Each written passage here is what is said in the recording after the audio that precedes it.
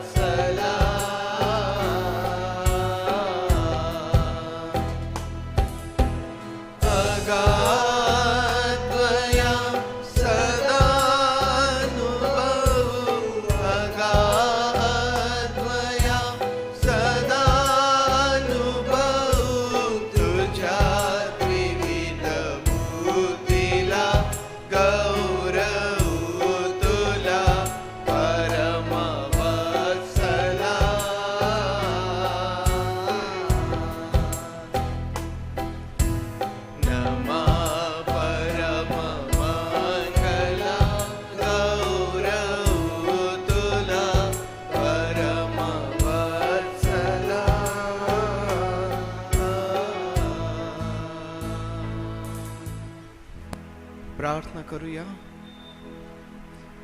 आमच्या महान आणि प्रेमळ देव बापा, आम्ही तुझे मनापासून आभार मानतो, स्तुती करतो, तुला गौरव सन्मान आणि सर्व प्रशंसा देतो. प्रभू पवित्र देव बापा,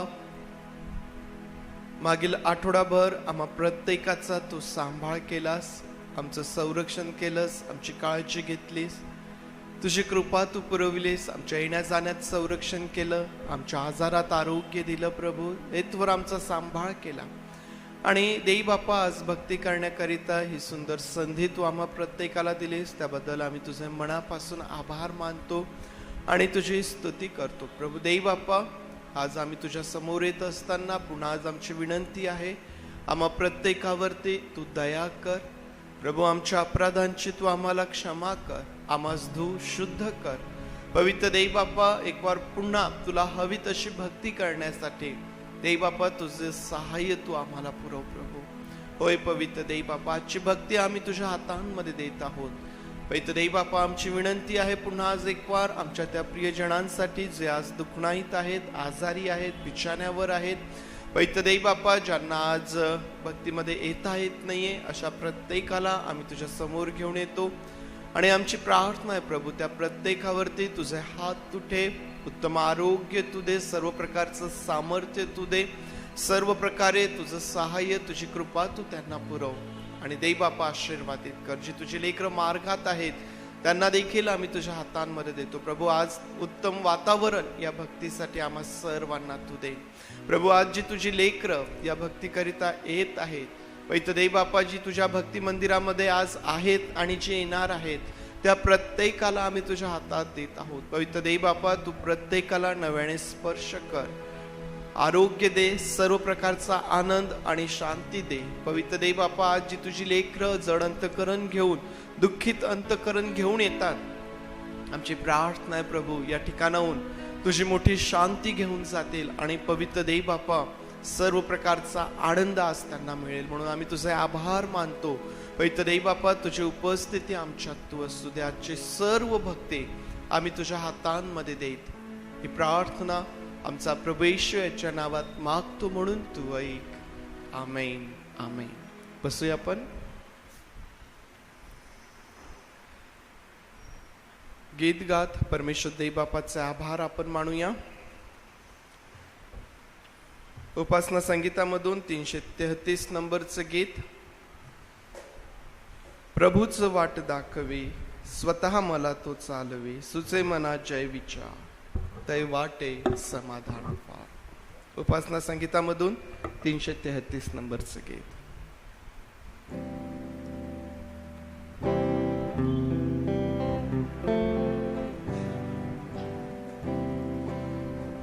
प्रभूच वाट दाखवे, स्वतः मला तो चालवी, सुचे मना जय विचार, तै वाटे समाधान.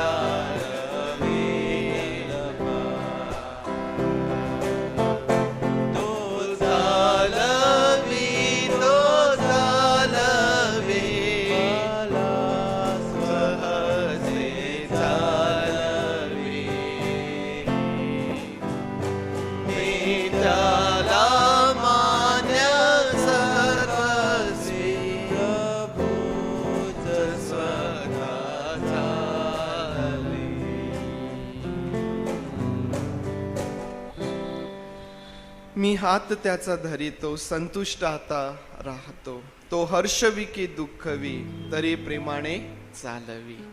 परमेश्वर आमचा हा अद्भुत असा परमेश्वर आहे. एकदा का आम्ही त्याचा हात पकडला मग आमच्या जीवनामध्ये सुखाचे दिवस असोत, दुःखाचे दिवस असोत, आनंद असो किंवा कुठलाही क्षण, कुठलीही परिस्थिती असो, तो प्रभू आमचा हात कधीही सोडत नाही. आमचा हात धरून आम्हाला त्या सर्व परिस्थितीमधून चालविणारा तो आमचा प्रभू आहे.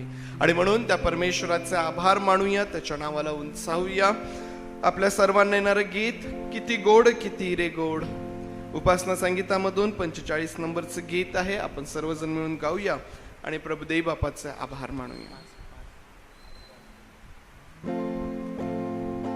किती गोड किती रे गोड नाम तव वाटे, किती गोड किती रे गोड नाम तव वाटे.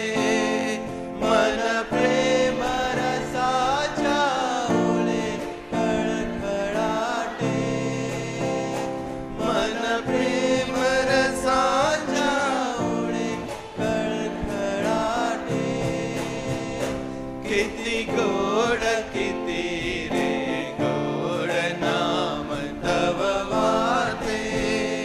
सहवास पुरे तव यास स्वर्ग मग येशू, सहवास पुरे तव यास स्वर्ग मग येशू. नच तुझा दाखवी चरण तुझे आशू, नच तुझा दाखवी चरण तुझे आशू. किती गोड किती रे गोड नाम तव वाटे. हृदपटी तुझी गोमटी मूर्ती बसलेली, हृदपटी तुझी गोमटी मूर्ती बसलेली. ती उभीच माझ्या पुढे असो केली, ती उभीच माझ्या पुढे असो केली. किती गोड किती रे गोड नाम तव वाटे. तू प्रेम मूर्त, तू प्रेम प्रेम तू देवा, तू प्रेम मूर्त, तू प्रेम प्रेम तू देवा. प्रभु रूपा येशी धरून येशू नावा, प्रभु रूपा येशी धरून येशू नावा. किती गोड किती रे गोड नाम तव वाटे. मन मना एक वासना तुझ्या सहजावे, मन मना एक वासना तुझ्या सहजावे. हे आयु घेतले तुझेच ते भावे, हे आयु घेतले तुझेच ते भावे. किती गोड किती रे गोड नाम तव वाटे. किती गोड किती रे गोड नाम तव वाटे. यावेळेस पवित्र शास्त्रामधून एक स्तोत्र आपण वाचूया. आणि आज आपल्यासाठी सौ सुस्मिता मकासरे अक्का यावेळेस एक स्तोत्र वाचेल. प्रभू येशू ख्रिस्ताच्या नावात सर्वांना सलाम. सलाम. स्तोत्रसंहिता 24. पृथ्वीवतीवरील सर्व काही परमेश्वराचे आहे, जग व त्यात राहणारे परमेश्वराचे आहे. कारण त्यानेच सागरावर तिचा पाया घातला, त्यानेच जलप्रवाहावर तिला स्थिर केले. परमेश्वराच्या डोंगरावर कोण चढेल, त्याच्या पवित्र स्थानात कोण उभा राहील. ज्याचे हात स्वच्छ आहेत आणि ज्याचे मन शुद्ध आहे, जो आपले चित्त असत्याकडे लावित नाही व कपटाने शपथ वाहत नाही, तो. त्याला परमेश्वरापासून आशीर्वाद मिळेल. आपल्या उद्धारक देवाच्या हातून तो नीतिमान ठरेल. त्याला शरण जाणारे हेच लोक होत. हे याकोबाच्या देवा, तुझ्या दर्शनासाठी उत्सुक असलेले ते हेच. अहोवेशींनो, आपल्या कमानी उंच करा. पुरातन द्वारांनो उंच व्हा, म्हणजे प्रतापशाली राजा आत येईल. हा प्रतापशाली राजा कोण? बलवान व पराक्रमी परमेश्वर, युद्धात पराक्रमी परमेश्वर तोच. अहोवेशींनो, आपल्या कमानी उंच करा. पुरातन द्वारांनो उंच व्हा, म्हणजे प्रतापशाली राजा आत येईल. हा प्रतापशाली राजा कोण? सेनाधीश परमेश्वर, हाच प्रतापशाली राजा. हे दाविदाने लिहिलेलं स्तोत्र आहे आणि ह्या स्तोत्रामध्ये दावीद सेनाधीश परमेश्वराला गौरवाचा राजा म्हणून संबोधित करत आहे. आणि ह्याच्या पहिल्या वचनामध्ये तो असं म्हणतो की पृथ्वी व तीवरील सर्व काही परमेश्वराचे आहे. जग व त्यात राहणारे परमेश्वराचे आहे. खरंच परमेश्वराने उत्पत्तीमध्ये आपण पाहिलं की पृथ्वीची उत्पत्ती ही पहिल्या वचनामध्ये त्यांनी फक्त तो शब्द बोलला आणि पृथ्वीची उत्पत्ती झाली. आणि त्याचप्रमाणे जग व त्यात राहणारे हे देखील परमेश्वराचे आहे. म्हणजे सर्व काही परमेश्वराचे आहे. पृथ्वीवरील सर्व काही, म्हणजे असं काहीच नाही की जे परमेश्वराचं नाही. पृथ्वीला त्यांनी उत्पन्न केले आणि आम्हाला देखील त्याने निर्माण केले.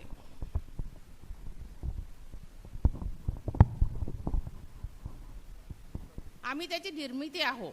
आम्ही अगदी आमच्या मातेच्या गर्भात होतो तेव्हापासून तो आम्हाला ओळखतो.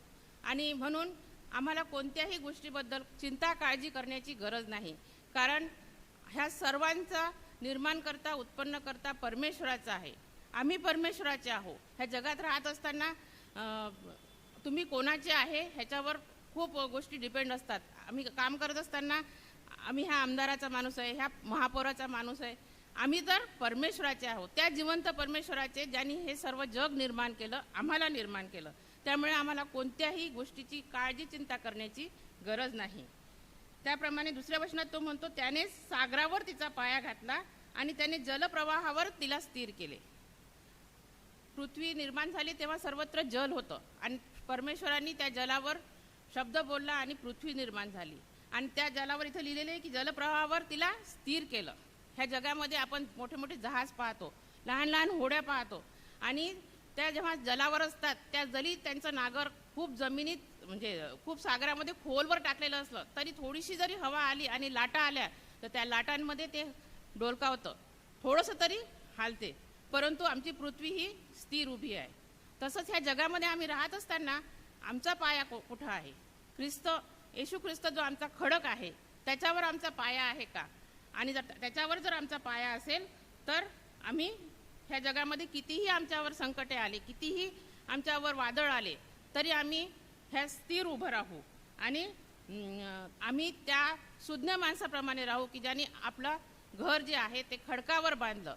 जे देवाचं वचन ऐकून त्याप्रमाणे आचरण करणारा जो सुज्ञ माणूस, त्याप्रमाणे आम्ही राहू की जेव्हा वादळ येईल, वारा येईल तेव्हा आमचं घर पडणार नाही. आमचं घर हे स्थिर उभं राहू. आम्ही स्वतः हे स्थिर अशी उभं राहू.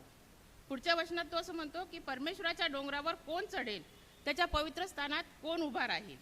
आणि पुढं दावीद स्वतःच त्याचं उत्तर देतो की ज्याचे हात स्वच्छ आहे, ज्याचे मन शुद्ध आहे, जो आपले चित्त असत्याकडे लावित नाही व कपटाने शपथ वाहत नाही.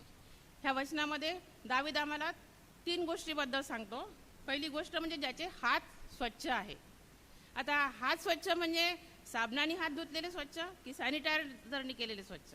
तो ह्या ठिकाणी ते स्वच्छता सांगत नाही, तर तो आम्हाला आमचे हात म्हणजे हाताने आम्ही काय करतो? काम करतो, कर्म करतो, कृत्य करतो. आणि प्रगटीकरणामध्ये असं लिहिलेलं आहे की तो प्रत्येकाला ज्याच्या त्याच्या कर्माप्रमाणे फळ देईल.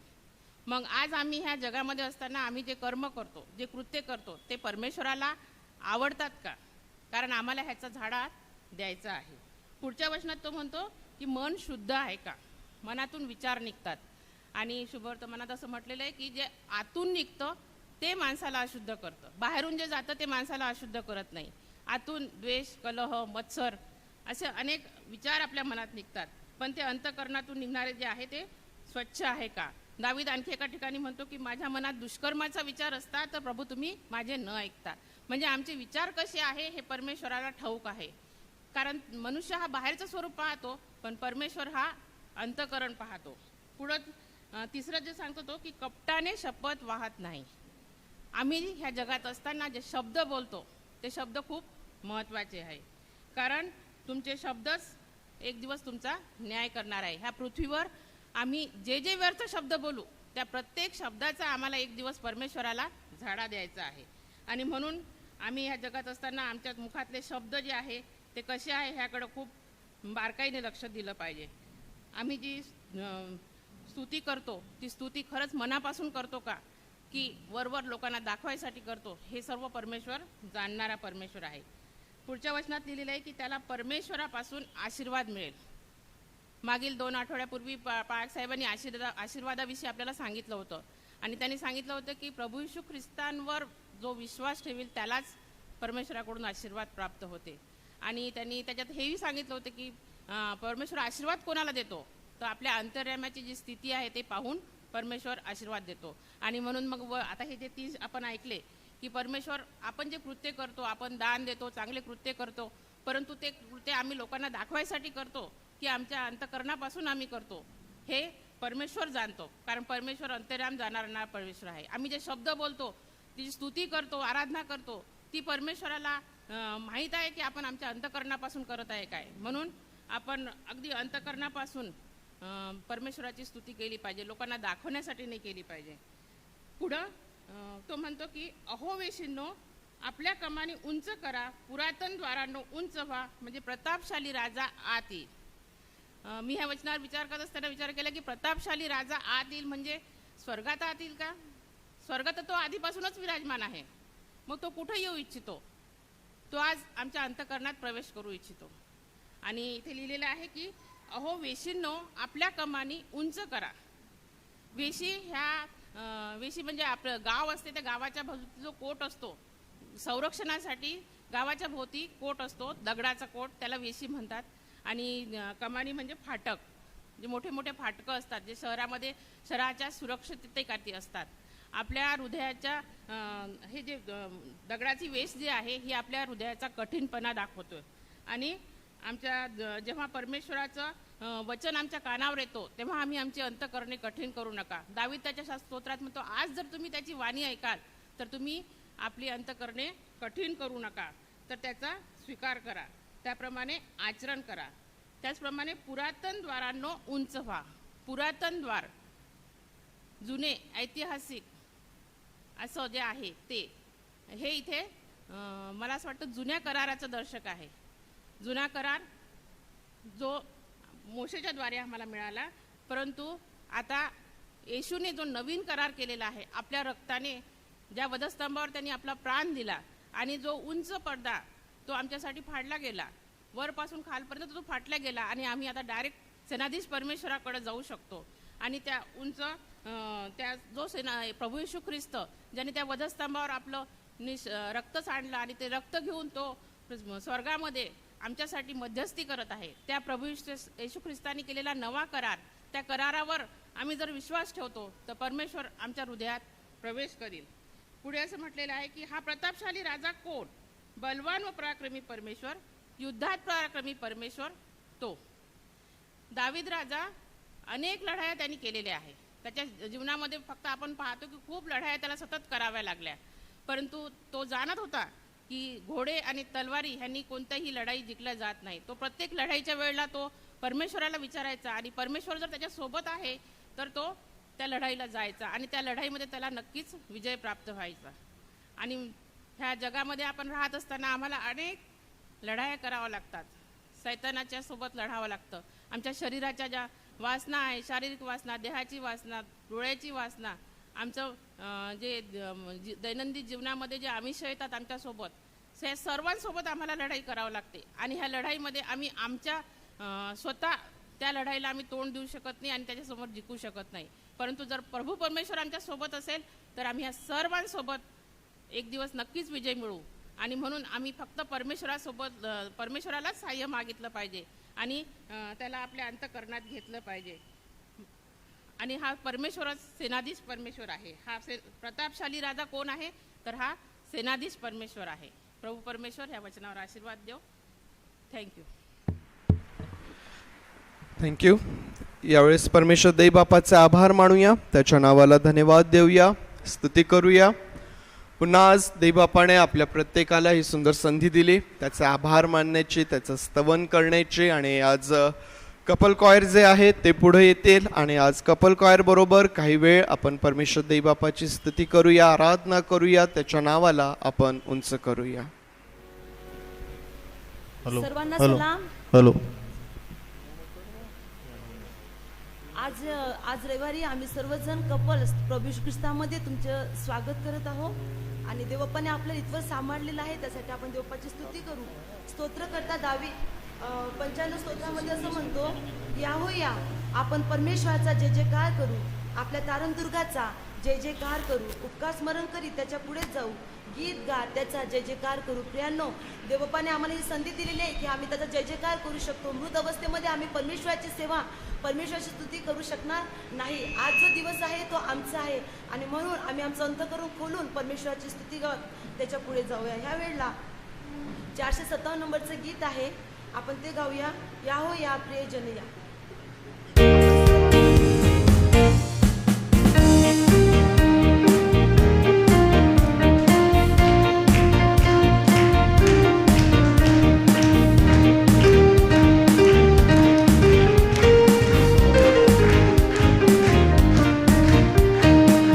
या हो प्रियजन या हो, जाऊ चला परमेश्वर सदनी, भक्ती शांती धरून मनी, सुंदर गायन गावदनी. जय शांतीचा वार सुखाचा, ईश्वर बाप पवित्र करी, ईश्वर बाप पवित्र करी, परम कृपा मनुजी करी. कर विसरून विषय गताचे, मने करू ध्यान दयाचे, जगदीशाचे स्तवन करू, जय जयकारे गगन भरू. विश्रांतीचा वार सुखाचा, ईश्वर बाप पवित्र करी, ईश्वर बाप पवित्र करी, परम कृपा मनुजी करी. पुत्र कन्या आपण सगळी, रघुवीर मूया विद्या बळी, राहील कीर्ती ख्रिस्त उभा, स्वर्गाची मगती प्रतिमा. विश्रांतीचा वार सुखाचा, ईश्वर बाप पवित्र करी, ईश्वर बाप पवित्र करी, परम कृपा मनुजी करी. दैवाजीच्या वात्सल्याला उपहास करी, स्वामीची गायचे सगळे, प्रेमाशी जीवा फुले. विश्रांतीचा वार सुखाचा, ईश्वर बाप पवित्र करी, ईश्वर बाप पवित्र करी, परम कृपा मनुजी करी. सादर करूया सर्व विनंत्या, ईश्वर बाप विश्वयंत्या, काय गुणाला व्हावे रे, बालक परमेश्वर आहे. विश्रांतीचा वार सुखाचा, ईश्वर बाप पवित्र करी, ईश्वर बाप पवित्र करी, परम कृपा मनुजी करी. तनु देवाचे मन देवाचे, तन देवाचे जीवित त्याचे, अर्पित त्याचे त्यास करू, मी मन नूतन करू. विश्रांतीचा वार सुखाचा, ईश्वर बाप पवित्र करी, ईश्वर बाप पवित्र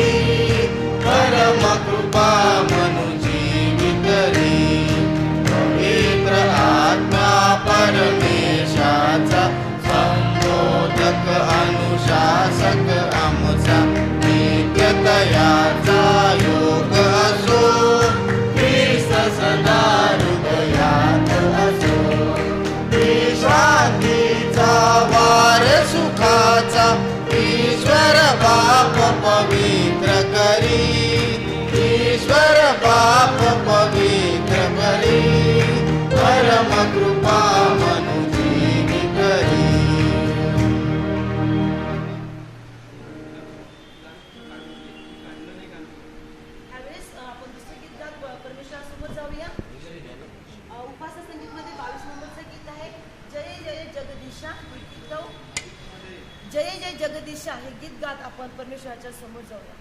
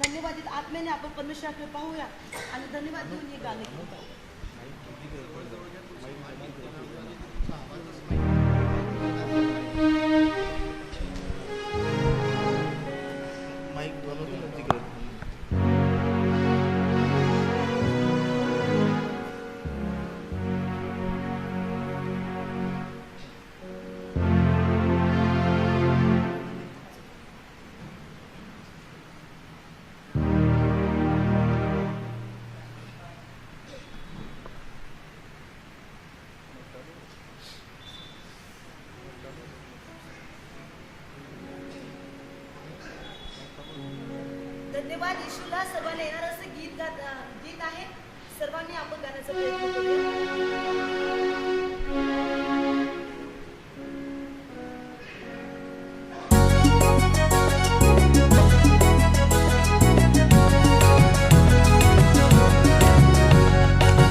धन्यवाद येशूला, धन्यवाद येशूला, धन्यवाद येशूला, धन्यवाद येशूला.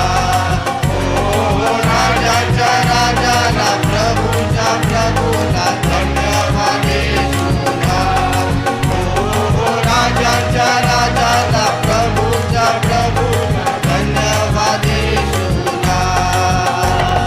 महिमा हो द्या त्याला, महिमा हो द्या त्याला, महिमा हो द्या त्याला, महिमा हो द्या त्याला. ओ राजाच्या राजाला, प्रभूच्या प्रभूला महिमा हो द्या त्याला. ओ राजाच्या राजाला, प्रभूच्या प्रभूला महिमा हो द्या त्याला. गौरव द्या त्याला, गौरव द्या त्याला, गौरव द्या त्याला, गौरव द्या त्याला. ओ राजाच्या राजाला, प्रभूच्या प्रभूला गौरव द्या त्याला. ओ राजाच्या राजाला, प्रभूच्या प्रभूला गौरव द्या त्याला. स्तुती हो द्या त्याला, स्तुती हो द्या त्याला, स्तुती हो द्या त्याला, स्तुती हो द्या त्याला. ओ राजाच्या राजाला, प्रभूच्या प्रभूला स्तुती हो द्या त्याला. ओ राजाच्या राजाला, प्रभूच्या प्रभूला स्तुती हो द्या त्याला. धन्यवाद येशूला, धन्यवाद येशूला, धन्यवाद येशूला, धन्यवाद येशूला.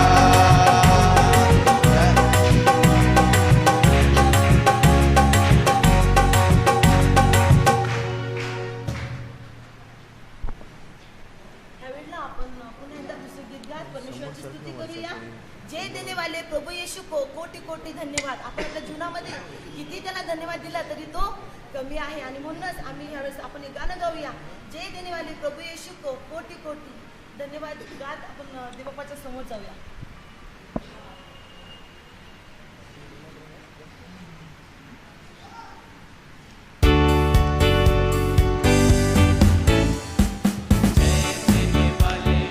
प्रभु यीशु को कोटि कोटि धन्यवाद. जीवन देने वाले प्रभु यीशु को जीवन भर धन्यवाद. जय देने वाले प्रभु यीशु को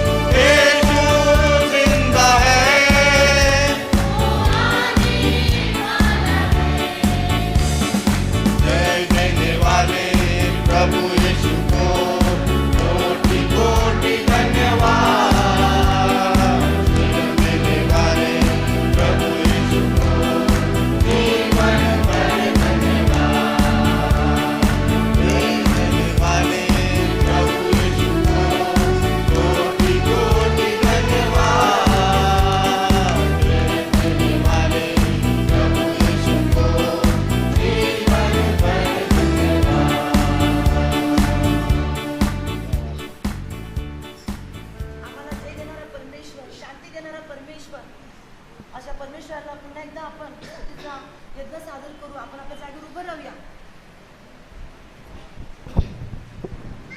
आपण आपल्या जागेवर उभं राहू आणि प्रार्थनेत जाण्यासाठी आपण स्वतःला तयार करू. सर्व गोष्टींसाठी सर्व प्रशंसा आदर आपण परमेश्वराला देऊ.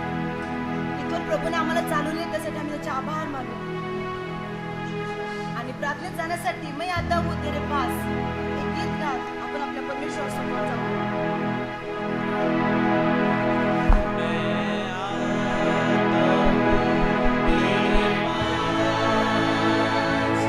प्रभु यीशु मेरे मसीह, मेरे पापों के लिए ही उधार दे दो मसीह। मैं आता हूँ तेरे पास, प्रभु यीशु मेरे मसीह, मेरे पापों के लिए ही उधार दे दो मसीह। सब धाम छोड़ के आया उधार देने मुझे, स्वर्ग धाम छोड़ के आया उधार देने मुझे। चरणों में तेरे मैं आता, तुझको यह दिल देता मसीह। चरणों में तेरे मैं आता, तुझको यह दिल देता मसीह।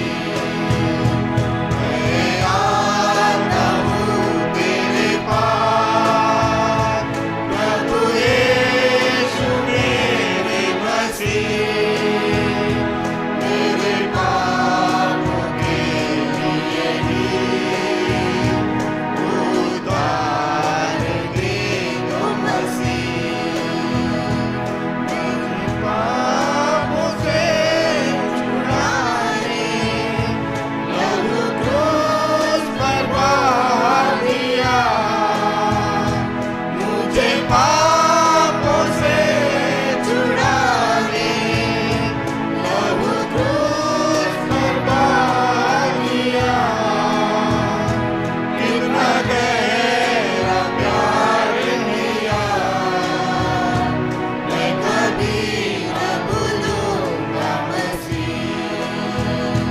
कितना गहरा प्यार किया, मैं कभी न भूलूंगा मसीह।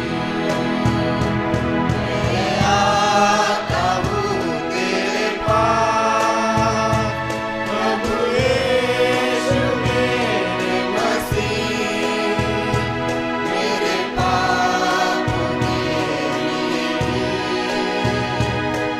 उधार दे दो मसीह। होय परमेश्वर देवा, आमच्या पापासाठी उद्धार करणारा परमेश्वर देवप्पा तू आहेस. तू आमच्यासाठी प्रभू देवप्पा या जगामध्ये आलास. प्रभू आम्हाला सर्व बंधनातून तू मोकळं केलेलं आहेस देवप्पा. तुझं स्वर्ग लोक देवप्पा, स्वर्ग सुख प्रभू देवप्पा तू सगळं टाकून प्रभू आम्हासाठी गरीबातला गरीब असा झालास देवप्पा. ह्यासाठी प्रभू देवप्पा की तो तारणाचा मार्ग आम्हाला सांभाळावा, आम्हाला तो मिळावा. धन्यवाद देते प्रभू येशू तुझ्या अद्भुत ह्या प्रेमासाठी. आज ह्या पवित्र वारी प्रभू देवप्पा पुन्हा एक वार आम्ही आमचं समर्पण तुला करत आहोत प्रभू येशू. तुझ्या नावामध्ये आम्ही सर्वजण या ठिकाणी एकत्रित आलेलो आहोत प्रभू देवप्पा. राजा तुझ्या ह्या सहभागितेमध्ये देवप्पा जो कोणी आजारी असेल देवप्पा, दुःख नाहीत असेल प्रभू देवप्पा, तुझा स्पर्श तू त्यांना कर राजा. आणि देवप्पा त्यांना आरोग्य देऊन देवप्पा तुझ्या गौरवाचं त्यांना कारण बनव देवप्पा. ह्यासाठी की त्यांनी ओरडून देवप्पा तुझी स्तुती करावी. ह्या ठिकाणी देवप्पा जो कोणी दुःखी असेल, निराश असेल देवप्पा, आतून तुटलेला असेल देवप्पा, तुटलेलं हृदय घेऊन तुझ्याकडे आले असेल देवप्पा, तर अशा वेळेला आम्ही प्रार्थना करतो देवप्पा तुझ्या सहभागितेमध्ये प्रभू तू स्पर्श कर देवप्पा आणि तुझं काम देवप्पा तुझ्या पवित्र मंदिरामध्ये तू करावंस अशा आम्ही तुला नम्रतेची प्रार्थना करतो राजा. प्रभू आम्हा सर्वांचं अंतकरण जाणणारा परमेश्वर तू आहेस. आठवडाभर अद्भुत रीतीने प्रभू तू आम्हाला चालवलंस राजा, आमची काळजी घेतलीस, त्यासाठी तुझे आभार मानतो प्रभू देवप्पा. प्रभू आज जो उत्तम मानणं आम्हाला भेटणार आहे देवप्पा, तो ग्रहण करण्यासाठी तू आम्हाला शक्ती पुरव देवप्पा. देवप्पा ऐकण्यासाठी आमच्या आध्यात्मिक कान तू खोल आणि अद्भुत अशा गोष्टी तू आम्हाला समजू दे देवप्पा, आणि अद्भुत रीतीने तू आम्हाला सांगती बोल. इथं बसल्या आम्हा प्रत्येकाचा शरीराचा ताबा तू घे देवप्पा, आमचा जीवात्मा शरीराचा ताबा तू घे प्रभू, आणि तू आम्हाला चालव देवप्पा. आणि तुझ्या सहभागितेमध्ये प्रभू तू आम्हाला आशीर्वादित कर, आम्हाला भरून या ठिकाणी पाठव प्रभू. जे आमचे खाली अंतकरण आहेत देवप्पा, तुझ्या आत्म्याने ते भर प्रभू देवप्पा. आणि राजा तुझं काम तू आमच्यामध्ये कर प्रभू देवप्पा. आम्ही सर्वजण तुझ्या अधीन होतो प्रभू. प्रार्थना आमचा प्रभू येशू ख्रिस्त याच्या प्रिय गोड नावाने मागते म्हणून तो एक बापा, आमेन. परमेश्वर देव बापाच्या वचनांकडं आपण जाऊया, परंतु संदेशाला सुरुवात करण्यापूर्वी आज शेवटचा रविवार आहे इब्री लोकास पत्र ह्याकरिता. काय काय पाहिलं आपण आतापर्यंत, एक उजळणी जी आहे आपण करूया, म्हणजे जेणेकरून पुढच्या रविवारला आपल्याला सोपं जाईल. काही प्रश्न मी तुम्हाला विचारतो. इब्री लोकास पत्र हे कोणी लिहिलं? कोणी लिहिलं? पौलाने लिहिलं? कोणी हो म्हणताय, कोणी नाही म्हणत आहे. आपण पाहिलं की इब्री लोकास पत्र याचा जो लेखक आहे तो निश्चित नाही. ते नेमकं कोणी लिहिलं यावरती एकमत नाही. कोणी म्हणतं पाऊल, कोणी म्हणतो लूक, कोणी म्हणतं अपुल्लो. अशा प्रकारे हे 3-4 नावं आहेत ज्या नावांवरती एकमत होत नाही, आणि म्हणून इब्री लोकासचं पत्र हे निश्चित कोणी लिहिलं हे आपल्याला सांगता येत नाही. तरी आम्ही काय पाहिलं त्यामध्ये की लेखक जरी आम्हाला माहीत नसला तरी आम्हाला हे माहीत आहे की ते पवित्र आत्म्याच्या प्रेरणेने लिहिल्या गेलेलं आहे, आणि ते तुमच्यासाठी आणि माझ्यासाठी आज या काळामध्ये, या स्थितीमध्ये ते फार महत्वाचं अशा प्रकारचं पत्र आहे. लेखन काळ कोणता आहे? कोणता आहे लेखन काळ? इसवी सन 66, 60 आहे, 66 आहे.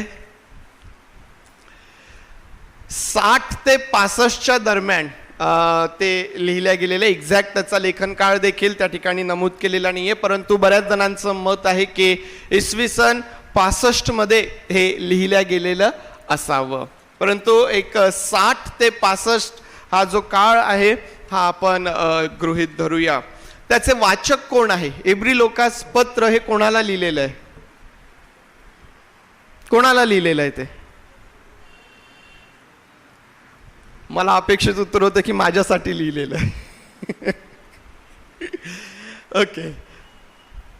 यहुदी ख्रिस्ती जे आहेत त्यांच्याकरिता हे विशेष करून लिहिलेलं आहे. इब्री लोकास पत्राचे जे वाचक आहेत हे ते ख्रिस्ती आहेत जे यहुदीमधून ख्रिस्ती झालेले आहेत.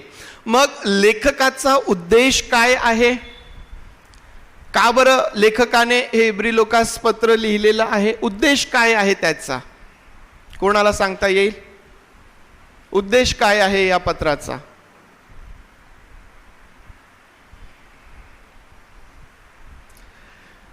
यहुदी ख्रिस्ती जे आहेत त्या काळामध्ये पुन्हा ही भीती निर्माण झाली होती की हे लोक पुन्हा परत जो ख्रिस्ती विश्वास त्यांनी पत्करलेला आहे, जो तारणाचा विश्वास त्यांचा आहे, त्याला सोडून ते परत यहुदी धर्माचे जे पद्धती आहेत, जे नियमशास्त्र आहे त्याकडं हे लोक वळत चाललेले होते, त्याकडं ते फिरत होते.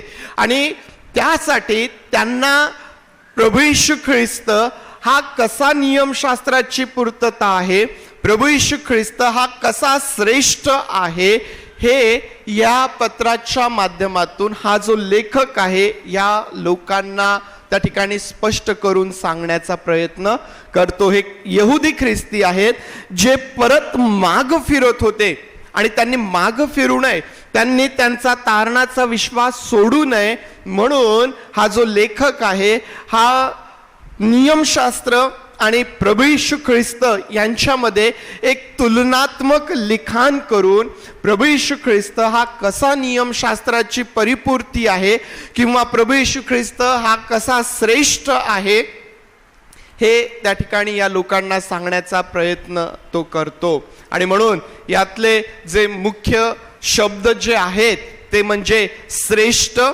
किंवा अधिक चांगले. नियमशास्त्र चांगलं आहे, परंतु प्रभू येशू ख्रिस्त जे देतो ते त्यापेक्षा अधिक चांगलं आहे, श्रेष्ठ अशा प्रकारचं ते आहे. या प्रकारे इब्री लोकास पत्र जे आहे हे आपण आपल्या लक्षामध्ये ठेवू शकतो. त्याचा लेखक निश्चित नाही, लेखन काळ 60 ते 65 आहे. वाचक यहुदी ख्रिस्ती लोक आहेत आणि उद्देश या लोकांनी मागं फिरू नये, त्यांनी परत यहुदी चालीरीतींकडं त्या परंपरांकडं वळू नये म्हणून लेखक हे पत्र लिहितो. आज 3रा अध्याय आपण काढूया. संपवत असताना 3रा अध्याय वचन 12 ते 19 आणि मग त्यानंतर 6वा अध्याय वचन 4 ते 8 पर्यंत. 3रा अध्याय 12 ते 19. बंधुजन हो, जिवंत देवाला सोडून देण्या इतके अविश्वासाचे दुष्ट मन तुमच्यातील कोणाचेही असू नये म्हणून जपा. जोपर्यंत आज म्हटलेला वेळ आहे तोपर्यंत तुम्ही एकमेकांना प्रतिदिवशी बोध करा. हेतू हा की पापाच्या फसवणुकीने तुमच्यातील कोणी कठीण होऊ नये, कारण जर आपण आपला आरंभीचा भरोसा शेवटपर्यंत दृढ धरला तरच आपण ख्रिस्ताचे भागीदार झालो आहोत. शास्त्रात असे म्हटले आहे, आज जर तुम्ही त्याची वाणी ऐकाल तर इस्रायल लोकांनी चीड आणली होती तशी तुम्ही आपली मने कठीण करू नका. कारण एकूणही कोणी चीड आणली? मोशेच्या द्वारे मिस्रातून निघालेले सर्वच नवत काय? आणि 40 वर्षे तो कोणावर संतापला? ज्यांनी पाप केले, ज्यांची प्रेते रानात पडली त्यांच्यावरच नव्हे काय? आणि शपथ वाहून तो कोणाला म्हणाला की तुम्ही माझ्या विसाव्यात येणारच नाही? ज्यांनी अवाज्ञा केली त्यांनाच की नाही? तरी यावरून आपल्याला दिसून येते की अविश्वासामुळे त्यांना आत येता आले नाही. त्याचप्रमाणे 6वा अध्याय वचन 4 ते 8. कारण ज्यांना एकदा प्रकाश मिळाला, ज्यांनी स्वर्गीय दानांची रुची घेतली, जे पवित्र आत्म्याचे वाटेकरी झाले आणि ज्यांनी देवाच्या सुवचनाची व येणाऱ्या युगाच्या सामर्थ्याची रुची घेतली, ते जर पतित झाले तर त्यांना पश्चाताप होईल असे त्यांचे पुन्हा नवीकरण करणे अशक्य आहे. कारण ते देवाच्या पुत्राला स्वतः पुरते नव्याने वधस्तंभावर खेळतात व त्याचा उघड अपमान करतात. कारण जी भूमी आपणावर वारंवार पडलेला पाऊस पिऊन आपली लागवड करणाऱ्यांना उपयोगी अशी वनस्पती उपजवते तिला देवाचा आशीर्वाद मिळतो, पण जी भूमी काटेकुसळे उपजवते ती नापसंत व शापित होण्याच्या बेतात आलेली आहे, तिचा शेवट जाळण्यात आहे. परमेश्वर देवबाप ही वचने आपल्यासाठी आशीर्वादाची करत प्रार्थना करूया. पवित्र आणि प्रेमळ देवबापा, आम्ही वर पुन्हा तुझे आभार मानित आहोत आणि स्वतःला तुझ्या अधीन करीत आहोत. देवबापा, तुझ्या वचनांवरती आम्ही मनन करीत असताना तू आमचं सहाय्य कर, आम्हाला तुझी कृपा तू पुरव. पवित्र देवबापा, तुझ्या वचनांचं सामर्थ्य तू आम्हावरती ओत, आम्हाला नवीन कर. आणि पवित्र देवबापा, तुझं गौरव याद्वारे तू करून घे. तुझा उद्देश, तुझी इच्छा आमच्या जीवनात तू पूर्ण कर. तुझे आभार मानून प्रार्थना आमचा प्रभू येशू याच्या नावात मागतो म्हणून तू ऐक. आमेन. आमेन. आतापर्यंत इब्री लोकास पत्र यावर अभ्यास करीत असताना आपण जी संदेश ऐकलेली आहेत किंवा जे विषय आपण हाताळलेले आहेत, ज्यामध्ये आपण सर्वात पहिले पाहिलं की प्रभू येशू ख्रिस्त हा कसा श्रेष्ठ आहे. मग आम्ही पाहिलं की देवदूत असेल, मोशे असेल, याजक असेल, या सगळ्यांपेक्षा प्रभू येशू ख्रिस्त हा कसा त्या ठिकाणी श्रेष्ठ आहे. त्यानंतर आपण पाहिलं की तारण आणि सार्वकालिक जीवन जे आहे ते केवळ प्रभू येशू ख्रिस्ताद्वारेच आहे. तारणाचा सार्वकालिक जीवनाचा दुसरा मार्ग उपलब्ध नाही, एकच मार्ग आहे. त्यानंतर आपण पाहिलं की सर्व प्रकारचे आशीर्वाद जे आहेत ते केवळ प्रभू येशू ख्रिस्तावरील विश्वासानेच आपल्याला प्राप्त होतात. जसं तारणाचा आणि सार्वकालिक जीवनाचा दुसरा मार्ग नाही, तसंच आशीर्वाद जर आम्हाला हवे आहेत तर प्रभू येशू ख्रिस्तावरचा जो आमचा विश्वास आहे त्याद्वारेच आम्हाला आशीर्वाद मिळतात. आणि आपण त्या दिवशी प्रामुख्याने पाहिलं होतं की जे देवाशिवाय आज जगामध्ये यशस्वी झालेले लोक म्हणून आम्ही पाहतो ते कसं काय, आणि म्हणून त्या दिवशी आपण आशीर्वादांची व्याख्या पाहिली, डेफिनेशन पाहिलं, आणि खरे आशीर्वाद हे कसे आहेत यावरती आपण विचार केलेला आहे. मागच्या रविवारी आपण पाहिलं की स्वर्गामध्ये जाण्यासाठी, त्या स्वर्गाच्या राज्यामध्ये जाण्यासाठी आम्हाला दुःख सहन करावं लागेल. दुःख सहनाशिवाय आम्हाला स्वर्गाच्या राज्यात जाता येत नाही. पुन्हा यावरती थोडं मी बोलेल की गैरसमज आम्हाला करून घ्यायचा नाही. पुष्कळदा दुःख सहन म्हटल्यानंतर प्रभू येशू ख्रिस्ताने तर दुःख सहन केलेलं आहे, ठीक आहे. त्याचं दुःख सहन हे तुमच्या आणि माझ्या पापांसाठीचं प्रायश्चित्त आहे. देवाचा न्याय आम्हाला त्यामध्ये पाहायला मिळतो. प्रभू येशू ख्रिस्ताचं दुःख हे आमच्या पापांसाठी त्याने सहन केलेलं आहे. ज्यावेळेस तुम्ही आणि मी दुःख सहनाविषयी ज्यावेळेस आम्ही बोलतो त्यावेळेस आम्हाला आमच्या पापांसाठी दुःख सहन करायचं नाहीये, तर आम्हाला स्वर्गाच्या राज्यात जाण्यासाठी प्रभूकरिता ज्या काही गोष्टी आम्ही करतो ते करत असताना जो आम्हाला त्रास होईल, स्वर्गाच्या राज्यात जाण्यासाठी ज्या काही गोष्टींचा त्याग आम्हाला करायचा आहे तो करत असताना जो काही त्रास आम्हाला होईल तो त्रास किंवा ते दुःख, स्वर्गाच्या राज्यात आम्ही जाऊ नये म्हणून जो सर्व विरोध होतो तो विरोध सहन करत असताना होणारं जे दुःख आहे ते दुःख त्या ठिकाणी आहे. नाहीतर पुष्कळदा प्रभू येशू ख्रिस्ताने जसा वधस्तंभ वाहून नेला, जसं त्याने दुःख सहन केलं, आजही बऱ्याचशा ठिकाणी अशा प्रकारच्या प्रथा चालू आहेत. आजही लोक स्वतःला फटके मारून घेतात, आजही लोक स्वतःचं शरीर रक्तबंबाळ करून घेतात, आजही लोक वधस्तंभ उचलून फेरी मारण्याचा प्रयत्न करतात. ह्या अशा प्रकारच्या वेदना किंवा अशा प्रकारचं दुःख या ठिकाणी नाहीये. तर स्वर्गाच्या राज्यात जात असताना, प्रभूकरिता कार्य करीत असताना, सेवा करत असताना जो काही त्रास आम्हाला होईल, जे काही नुकसान कदाचित आम्हाला सहन करावं लागेल. तुमच्या वाचण्यात आलं असेल की रक्त पडेल एवढं दुःख किंवा एवढा विरोध आपण सहन केलेला नाहीये, परंतु तुम्ही मंडळीचा इतिहास वाचा, काय लोकांनी सहन केलेलं आहे. जसं वचन सांगतं की तुला मरावं लागलं तरी विश्वासू राहा, ती अवस्था, ते दुःख, ते मरण लोकांनी सहन केलेलं आहे आणि ते शेवटपर्यंत विश्वासू राहिले. ते दुःख आपण या ठिकाणी बोलत आहोत. हे थोडंसं स्पष्ट याचं स्पष्टीकरण या ठिकाणी दिलेलं आहे. त्याशिवाय आम्हाला स्वर्गाच्या राज्यात जाता येणार नाही. जर आम्ही म्हणालो की मी काहीच सहन करणार नाही, मी माझ्या मनासारखं जीवन जगेल, मला आवडेल तसं करेल आणि तरीही मी स्वर्गाच्या राज्यात जाईल, ते शक्य नाही, ते शक्य होणार नाही. आज जे 2 शास्त्र भाग वाचलेत यामधून जो विषय किंवा जो विचार आज आपल्याला आपल्या समोर ठेवायचा आहे तो म्हणजे ख्रिस्ती लोक किंवा ख्रिस्ती विश्वासणारे जर विश्वासापासून बहकलेत किंवा पतित झालेत तर मग त्यांना देवाच्या कठीण न्यायाला सामोरे जावं लागेल. जे 2 शास्त्र भाग आम्ही वाचलेत त्यातून जो विषय किंवा जो विचार आज आमच्या समोर असेल तो म्हणजे जर विश्वासणारी व्यक्ती ही पतित झाली किंवा विश्वासापासून बहकून गेली, तर मग पुढं काय? तर पुढं देवाचा कठीण न्याय आहे. त्या कठीण न्यायाला त्या व्यक्तीला सामोरे जावं लागणार आहे. आणि ही अवस्था फार कठीण अशा प्रकारची आहे.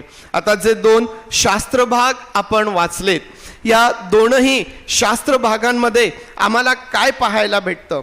जो पहिला शास्त्र भाग आपण वाचलेला आहे, या शास्त्र भागामध्ये शेवटपर्यंत विश्वासाची आवश्यकता आम्हाला सांगितलेली आहे. शेवटपर्यंत आम्हाला विश्वास ठेवायचा आहे. आमचं मन आम्ही कठीण करू नये, पापाच्या फसवणुकीने कोणी आपलं मन कठीण करू नये, म्हणून या ठिकाणी लेखक आम्हाला सांगतो. आणि हे सांगत असताना तो उदाहरण देतो त्या इस्रायल लोकांचं, जे मिसर देशामधून निघालेत परंतु कनान देशात पोहोचू शकले नाहीत. का पोहोचू शकले नाहीत? कारण ज्या विश्वासाने, ज्या प्रकारे त्यांनी सुरुवात केली, त्यामध्ये त्यांना शेवटपर्यंत टिकाव धरता आला नाही. आणि परिणाम स्वरूप आम्ही पाहतो की त्या कनान देशात पोहोचण्याच्या आधीच त्या अरण्यामध्ये ते सर्व मरून पडलेत. आणि एक नवीन पिढी यहोशुआ आणि कालेब यांच्या नेतृत्वामध्ये आम्हाला पाहायला भेटते की त्या कनान देशामध्ये ते प्रवेश करतात. दुसरा जो शास्त्र भाग आम्ही वाचला, त्याही शास्त्र भागामध्ये आम्हाला तेच सांगण्यात आलेलं आहे. आणि त्यामध्ये तो असं म्हणतो की एखादी व्यक्ती जिला प्रकाश प्राप्त झाला, जिने स्वर्गीय दानाची रुची घेतली, पवित्र आत्म्याचे वाटेकरी झाले, जिने सुवचनांची जी आशा आहे, त्याचं सामर्थ्य, त्याची रुची ज्या व्यक्तीने घेतलेली आहे, अशी व्यक्ती जर पतित झाली, अशी व्यक्ती जर माघारी गेली, तर मग तिला नवीन करावं असं दुसरं काही राहिलेलं नाही. तिला पुन्हा पश्चाताप होईल असं दुसरं काही त्या ठिकाणी राहिलेलं नाही. आणि म्हणून लेखक या ठिकाणी आम्हाला सांगतो की आम्हाला शेवटपर्यंत विश्वासू राहण्याची गरज आहे. आणि जर आम्ही शेवटपर्यंत विश्वासू राहत नाही, तर मग देवाचा जो कठीण न्याय आहे, त्या कठीण न्यायाला आम्हाला सामोरे जावं लागेल. आता हीच बाब तुम्ही आणि मी जे या ठिकाणी आहोत, त्या आपल्या प्रत्येकासाठी आहे. आज तुम्ही आणि मी प्रभू येशू ख्रिस्तावरती विश्वास ठेवलेला आहे आणि आपलं दैनंदिन जीवन आपण जगत आहोत. परंतु जर आम्ही विश्वासामध्ये शेवटपर्यंत टिकून राहिलो नाहीत, जर आम्ही पतित झालोत, जर आम्ही विश्वासापासून बहकून गेलोत, तर मग तुम्हाला आणि मला देखील देवाच्या कठीण न्यायाला सामोरे जावं लागणार आहे. आणि म्हणून आज जेव्हा हा विषय आपण हाताळत आहोत, यावरती मनन करत आहोत, निश्चित आम्हाला एक संधी यातून असेल की आपल्या स्वतःच्या जीवनाचं परीक्षण आपण करावं. आणि ते परीक्षण करीत असताना आपण स्वतःला त्या न्यायापासून, देवाच्या कठीण न्यायापासून आपण कसं स्वतःला दूर ठेवू शकतो, याची खात्री आपण आज करून घेऊ शकतो. मग सगळ्यात पहिले आपण विचार करूया की पतित अवस्था की जिचा परिणाम देवाचा कठीण न्याय आहे, ती कोणती अवस्था आहे? या ठिकाणी लेखक कशाबद्दल बोलत आहे? ही ती कोणती अवस्था आहे की जिला पतित अवस्था म्हटलेलं आहे, की जिचा परिणाम देवाच्या न्यायाला सामोरे जाणं आहे? ती अवस्था कशी अवस्था आहे? ही ती कोणती अवस्था आहे? पुष्कळदा आम्ही पाहतो की आमच्या जीवनामध्ये वेगवेगळ्या प्रकारची व्यसनं असतात. ही ती अवस्था आहे काय, पतित अवस्था? पुष्कळदा आम्ही पाहतो की वेगवेगळ्या प्रकारचे पाप मनुष्याच्या जीवनामध्ये असतात, गुप्त पाप मनुष्याच्या जीवनामध्ये असतात. ते आमच्या जीवनात आहे, तर आमची ती पतित अवस्था आहे का, की ज्याचा परिणाम देवाचा कठीण न्याय आम्हाकरिता असेल? ही अवस्था कोणती अवस्था आहे? मनुष्याच्या जीवनामध्ये ती कोणती अवस्था आहे, ती कोणती वेळ आहे की ज्या ठिकाणी देवाचा कठीण न्याय त्याच्यावरती येतो. प्रियांनो, या अवस्थेबद्दल जर आम्ही विचार केला तर आम्हाला असं दिसून येतं की जिवंत देवाला सोडून देणे, विश्वासाचा त्याग करणे, नाकार करणे, ही ती अवस्था आहे. कोणती अवस्था आहे ती? की ज्या अवस्थेमध्ये मनुष्याने देवाचा नाकार केलेला आहे, ज्या अवस्थेमध्ये त्याने त्याचा जो तारणाचा विश्वास आहे त्या विश्वासाचा नाकार व्यक्तीने केलेला आहे आणि तिने देवाला सोडून दिलेला आहे, ही ती अवस्था आहे. याचा अर्थ हा नाही की आम्ही आमच्या जीवनामध्ये व्यसन करू शकतो. याचा अर्थ हा नाही की आमच्या जीवनामध्ये गुप्त पाप असू शकतात.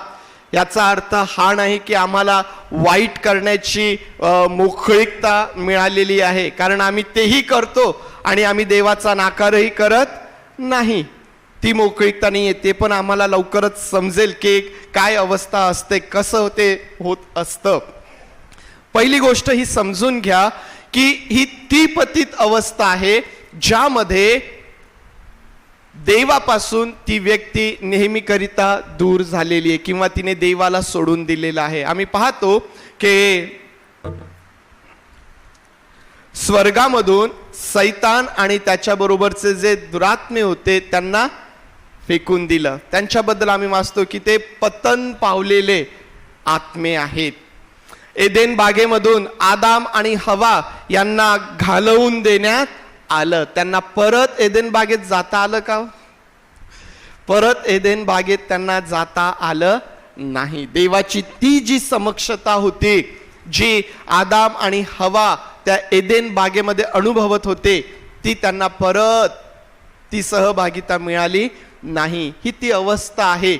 यातून आम्हाला शिकायला भेटतं की त्या जिवंत देवाला सोडून देणे, आपला विश्वास नाकारणे आणि त्याच्यापासून दूर होऊन जाणे, ही ती अवस्था आहे. या ठिकाणी या यहुदी लोकांची ही अवस्था होऊ नये ह्याकरिता लेखक हे पत्र लिहित आहे. का बरं लेखक वारंवार त्यांना प्रभू येशू ख्रिस्त हा कसा श्रेष्ठ आहे, प्रभू येशू ख्रिस्त हा कसा उत्तम आहे, प्रभू येशू ख्रिस्त हा कसा परिपूर्ण आहे, तो नियमशास्त्राची परिपूर्ती कशी आहे, का बरं हा लेखक सांगत आहे? उद्देश हाच आहे की या यहुदी ख्रिस्ती लोकांनी परत माग फिरू नये, त्यांचं पतन होऊ नये. त्यांनी तारणारा विश्वास जो आहे त्या तारणाच्या विश्वासाचा नाकार त्यांनी करू नये, म्हणून लेखक या ठिकाणी या गोष्टी त्यांच्यासाठी लिहितो. त्यांचं पतन होऊ नये, ते पतित होऊ नये म्हणून हा लेखक त्या ठिकाणी लिहित आहे. अवस्था आम्हाला कळाली की ती अवस्था कोणती आहे. मग आता या ठिकाणी जे आपण बसलेले आहोत त्या आपण थोडंसं आपल्याला बरं वाटत असेल की चला मी माझ्या जीवनात कधीच देवाचा नाकार करणार नाहीये, म्हणजे मी कधीच पतित होणार नाही, माझं कधीच पतन होणार नाही. कदाचित आम्हाला असं वाटत असेल, परंतु प्रियांनो, पवित्र शास्त्र आम्हाला सांगतं की जपा. या ठिकाणी जो शास्त्र भाग आपण वाचला 3 आणि वचन 12 मध्ये तो तेच म्हणतो, बंधुजन हो, जिवंत देवाला सोडून देण्या इतके अविश्वासाचे दुष्ट मन तुमच्यातील कोणाचेही असू नये. देवाला सोडून देण्या इतकं दुष्ट मन, कठीण मन कोणाचंही होऊ नये म्हणून लेखक आम्हाला या ठिकाणी सांगतो. मग आता प्रश्न हा आहे की मनुष्याचं मन एवढं कठीण कसं काय होऊ शकतं की ते देवाचाही नाकार करतील? ही जी पतित अवस्था आहे ही मनुष्याच्या जीवनामध्ये येण्याचं कारण काय आहे? काय उत्तर असेल ह्याचं? कदाचित आम्ही रिलॅक्स असणार की आम्ही आमच्या जीवनामध्ये कधीच असं करणार नाही, देवाचा नाकार आम्ही कधीच करणार नाही. मग जे लोक आपल्या जीवनामध्ये देवाचा नाकार करतात, जी पतित अवस्था त्यांच्या जीवनात येते, त्याचं मुख्य कारण काय आहे प्रियांनो? त्याचं मुख्य कारण आहे पाप. पाप हे पतित अवस्थेचं मुख्य कारण आहे. स्वर्गामध्ये घडलेलं पाप सैतानाला आणि त्याच्याबरोबरच्या आत्म्यांना खाली घेऊन आलं. एदेन बागेमध्ये घडलेलं पाप आदाम हवेला एदेन बागेतून बाहेर घेऊन आलं आणि विश्वासणाऱ्यांच्या जीवनामध्ये असणारं पाप हे त्यांना देवाच्या समक्षतेमधून बाहेर घेऊन जाणारं आहे. पतित अवस्था मनुष्याच्या जीवनामध्ये येते ती पापामुळं. कदाचित आज जे आपल्या जीवनामध्ये व्यसनाधीन आहेत, कदाचित ते म्हणत असतील की आम्ही व्यसन करतो पण तो आम्ही देवाचा नाकार नाही करत. ज्या लोकांच्या जीवनात सर्व प्रकारचं वाईट आहे, सर्व प्रकारचं वाईट करू नये, आम्ही कदाचित म्हणू की आम्ही तर देवाला कधीच सोडणार नाही.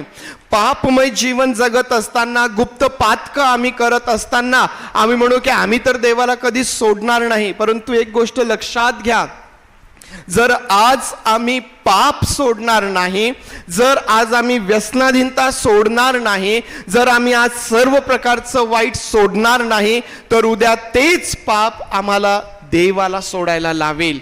तेच पाप आमचं मन कठीण करणारं असेल. पवित्र शास्त्रामध्ये असं म्हटलेलं आहे 13व्या वचनामध्ये की जोपर्यंत आज म्हटलेला वेळ आहे तोपर्यंत तुम्ही एकमेकांना प्रतिदिवशी बोध करा. हेतू काय आहे? हेतू हा की पापाच्या फसवणुकीने तुमच्यातील कोणीही कठीण होऊ नये. पापाच्या फसवणुकीने कोणीही कठीण होऊ नये. प्रियांनो, पाप हे फसवणारं आहे. सैतान हा फसवणारा आहे. आणि आपण वारंवार सांगतो की जर सैतानाने हवेला म्हटलं असतं की हे फळ खाल्ल्यानंतर तुम्हाला देवाच्या समक्षतेतून बाहेर जावं लागेल, तुम्हाला एदेन बाग सोडावी लागेल, तर हवेने कधीच ते फळ खाल्लं नसतं. त्याने ते नाही सांगितलं, कारण तो फसवणारा आहे. आज आमच्या जीवनामध्ये असणारं व्यसन, आज आमच्या जीवनामध्ये असणारं वाईट, आज आमच्या जीवनामध्ये असणारं पाप आज कदाचित आम्हाला फसवत आहे की काही बिघडत नाही, तू तर देवावरती विश्वास ठेवत आहे, देव तुझी क्षमा करणारा आहे. होय प्रियांनो, देव क्षमा करणारा आहे. परंतु जर आम्ही त्या पापाचं ऐकत राहू, जर आम्ही सैतानाचं ऐकत राहू, तर तो इतका दुष्ट आहे, तो आमचं मन एवढं कठीण करून टाकेल, तो आमचं मन एवढं कठीण करून टाकेल की उद्या आम्ही देवालाही नाकारण्याप्रत, आम्ही देवालाही सोडण्याप्रत आमची मजल जाईल प्रियांनो. आणि म्हणून आज आमच्यासाठी वेळ आणि संधी असते की आज आम्ही आमच्या जीवनामधून अशा प्रकारच्या ज्या सर्व गोष्टी आहेत त्या आम्ही काढून टाकाव्यात. आम्हाला माहिती आहे की पतित अवस्था ही जी आहे ही विश्वासाशी संबंधित आहे. आणि म्हणून आज जरी आम्ही विश्वासात स्थिर आहोत, आम्हाला रोज आणि रोज स्वतःला जपायचं आहे. आम्हाला शेवटपर्यंत विश्वासामध्ये आम्हाला दृढ राहायचं आहे. नाही तर इस्रायल लोकांचं उदाहरण आमच्या समोर आहे. यांनी देवाचं किती मोठं सामर्थ्य बघितलं. समुद्रातून चालून गेलेत, अद्भुत अशा प्रकारची समक्षता, तो मेघस्तंभ आणि अग्निस्तंभ ते पाहतायत, स्वर्गातून येणारा मान्ना ते लोक खात आहेत, तरीही कनान देशात ते प्रवेश करू शकत नाही. तरीही देवाविरुद्ध कुरकुरते करतात, तरीही आपलं मन ते कठीण करतात, बेसावध राहण्याचा तो परिणाम आहे प्रियांनो. आणि म्हणून आज आमच्यासाठी देखील परमेश्वर देवबापाचं हे वचन आहे की आम्हाला अशा या पतित अवस्थेपासून स्वतःला सांभाळायचं आहे, स्वतःला आम्हाला दूर ठेवायचं आहे आणि रोज आम्हाला प्रभूमध्ये वाढत जायचं आहे. नाही तर मग देवाचा कठीण न्याय आमच्यासाठी समोर ठेवलेला आहे. मग प्रियांनो, ज्या न्यायाला आम्हाला सामोरे जावं लागेल त्या न्यायाचं स्वरूप कशा प्रकारचं आहे? न्याय आम्हाला माहिती आहे की हा एक वेगळा आणि फार मोठा विषय आहे. आपण त्याच्या खोलात जाणार नाही, परंतु आपल्या विषयाचा एक भाग म्हणून आपण थोडक्यात त्यावरती विचार करूया. न्यायाचं स्वरूप कशा प्रकारचं आहे? आम्हाला माहिती आहे की शेवटच्या दिवशी प्रत्येक मनुष्याला देवाच्या समोर उभं राहायचं आहे. कोणाच्याही जीवनामध्ये न्याय सुटणार नाही. आणि प्रत्येक व्यक्ती जेव्हा न्यायाकरिता देवासमोर उभा राहणार, मग तो अविश्वासणारा असू द्या, तो जगाच्या पाठीवर कुठेही राहणारा असू द्या, तो कोणीही असू द्या, न्याय होणार आहे. आणि त्या न्यायाच्या दिवशी कुठल्याही प्रकारची सबब मनुष्याला नसेल.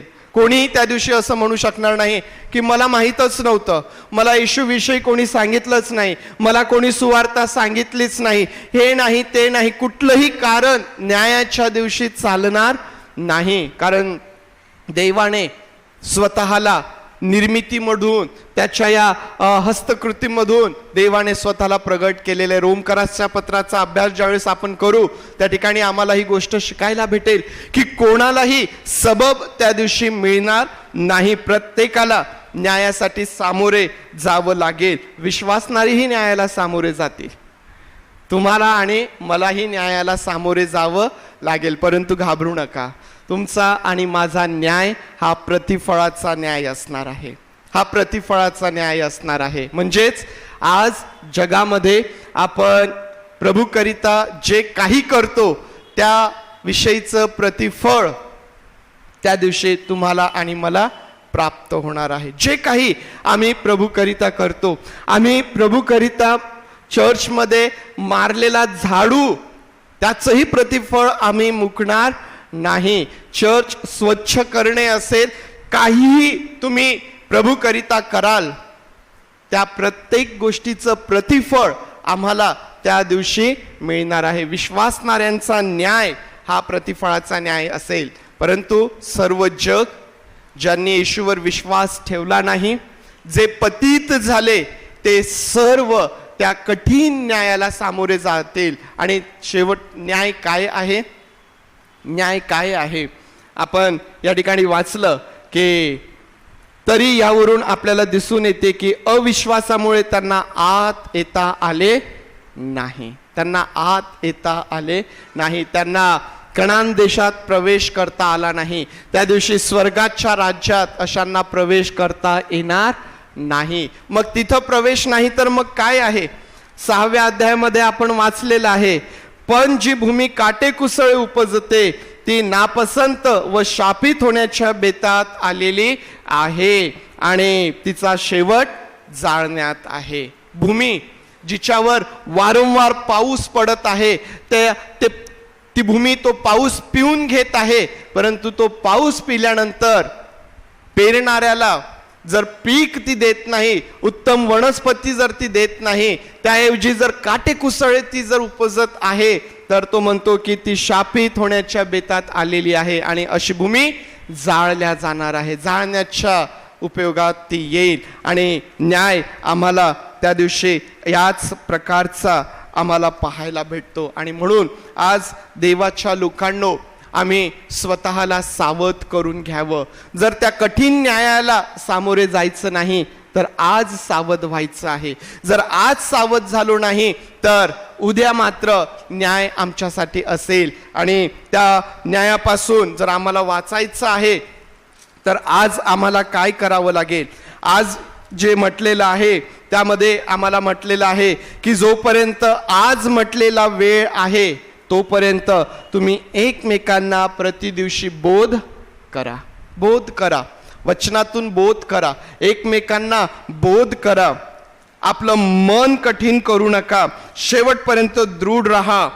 आणि प्रियांनो, या प्रकारे आम्हाला रोज आणि रोज आपल्या स्वतःच्या जीवनाचं परीक्षण आपल्याला करायचं. या प्रकारे आपल्याला आपल्या स्वतःला रोज आणि रोज परमेश्वर देवबापाच्या समोर आम्हाला घेऊन यायचं आणि त्याच्या समक्षतेमध्ये आम्हाला चालायचं आहे. कारण जर आम्ही याकडे दुर्लक्ष करणार तर प्रियांनो, आम्हाला शेवटी देवाच्या कठीण न्यायाला सामोरे जावं लागणार आहे. या आपले डोळे आपण बंद करूया आणि आज जे परमेश्वर देवबापाचं वचन आमच्यासाठी आहे, आज ते माझ्यासोबत काय बोलत आहे.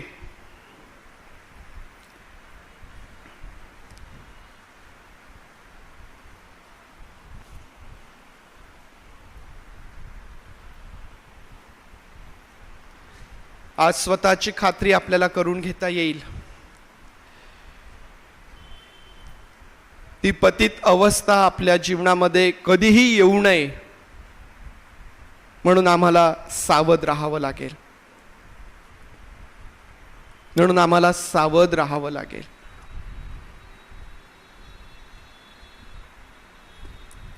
जर अजूनही आम्ही सैतानाद्वारे पापाद्वारे फसविल्या जात आहोत, काहीही होत नाही असा समज जर आम्ही आमच्या मनाचा करून घेतलेला आहे, तर प्रियांनो, हेच पाप उद्या आम्हाला देवापासून दूर नेईल. देवाला सोडून देण्या इतकं आमचं मन कठीण करेल. ती पतित अवस्था आमच्या जीवनात येऊ नये म्हणून आजच आम्ही प्रभूला क्षमा मागू शकतो. आमच्या व्यसनांसाठी असेल, आमच्या गुप्त पातकांसाठी असेल, सर्व प्रकारच्या वाईटासाठी असेल, आम्ही आजच प्रभूला क्षमा मागू शकतो आणि त्याला म्हणू शकतो की प्रभू,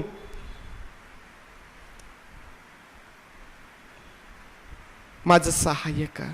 कारण ज्यांनी एकदा स्वर्गीय गोष्टींची रुची घेतली, ज्या लोकांनी सामर्थ्याचा अनुभव घेतला, जे पवित्र आत्म्याचे वाटेकरी झाले, असे लोक जर पतित झाले तर मग त्यांना पश्चाताप होईल, त्यांचं नवीकरण होईल. असं पुन्हा काही करण्यासारखं नाहीये. देव बापा, आमचं सहाय्य कर. प्रभू, तू आमचं सहाय्य कर. देव बापा, आज आम्ही आमच्या स्वतःला घेऊन तुझ्या समोर येत आहोत आणि आज देव बापा आम्ही प्रार्थना करीत आहोत, प्रभू तुझी कृपा तू आम्हाला पुरव. पुष्कळदा दैनंदिन जीवनाकडं आम्ही दुर्लक्ष करतो, आम्हाला हवं तसं जगतो, आम्हाला हवं तसं बोलतो. पवित्र देव बापा, पुष्कळदा आम्ही आमचं मन कठीण करतो आणि त्याबद्दल आम्हाला काहीच वाटत नाही. तू आमची क्षमा कर प्रभू, तू आमची क्षमा कर. आज माझी प्रार्थना आहे या ठिकाणी असणाऱ्या प्रत्येकासाठी. प्रभू देव बापा, आमच्यापैकी कोणीही त्या पतित अवस्थेमध्ये सापडू नये, कोणाचंही मन तेवढं कठीण होऊ नये म्हणून देव बापा तू सहाय्य कर. तुझ्या आत्म्याचं सहाय्य तू पुरव आणि तुझं अद्भुत काम आम्हा प्रत्येकाच्या जीवनामधून तू करून घे. आम्ही तुझे मनापासून आभार मानतो, स्तुती करतो आणि आम्ही सर्वजण तुझ्या अधीन होतो. प्रार्थना आमचा प्रभू येशू याच्या नावात मागतो म्हणून तू ऐक. आमेन, आमेन. आशीर्वाद घेऊया. हे आमच्या स्वर्गातील बापा, तुझे नाम पवित्र मानले जाव, तुझे राज्य येऊ, जसे स्वर्गात तसेच पृथ्वी. तुझ्या इच्छेप्रमाणे हो. आमचे रोजची भाकर आज आम्हास दे आणि जसे आम्ही आमच्या ऋणास ऋण सोडले तसेच तू आमचे ऋण आम्हास सोड आणि आम्हास परीक्षेत आणू नकोस, तर आम्हास वाईटापासून सोड. कारण की राज्य, सामर्थ्य आणि गौरव हे सर्व काळ तुझेच आहे. आमेन.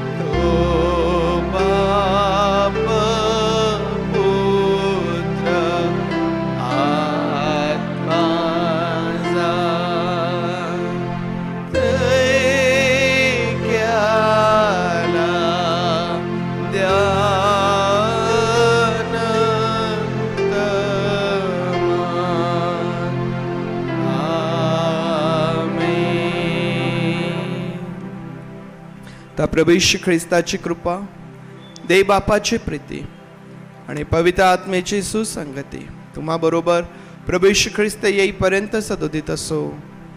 आमेन.